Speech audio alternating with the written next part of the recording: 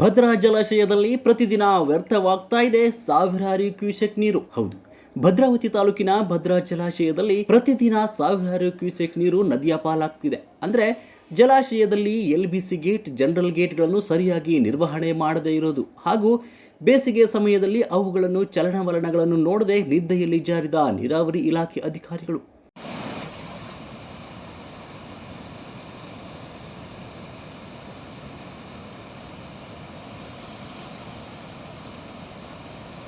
ನಿನ್ನೆ ಮತ್ತು ಇಂದು 16,000 ಕ್ಯೂಸೆಕ್ ಒಳಹರಿವು ಇದ್ದು, ಕಳೆದ ಒಂದು ವಾರದಿಂದ ಪ್ರತಿದಿನ 6ರಿಂದ 7,000 ಕ್ಯೂಸೆಕ್ ನೀರು ಪೋಲಾಗಿ ಹೊರಹೋಗಿದೆ. ಜಲಾಶಯ ತುಂಬುವುದು ಆಸೆಯಲ್ಲಿ ಸುತ್ತಮುತ್ತಲಿನ ರೈತರು ಕಾಯುತ್ತಿದ್ರೆ, ಇಲ್ಲಿ ನೀರಿನ ನಿರ್ವಹಣೆ ಜವಾಬ್ದಾರಿ ಹೊತ್ತಿರುವ ಭದ್ರಕಾಡ ಅಚ್ಚುಕಟ್ಟು ಪ್ರಾಧಿಕಾರ ನಿದ್ದೆಯಲ್ಲಿ ಜಾರಿ ಎಡೆವಟ್ಟು ಮಾಡಿಕೊಂಡಿದೆ.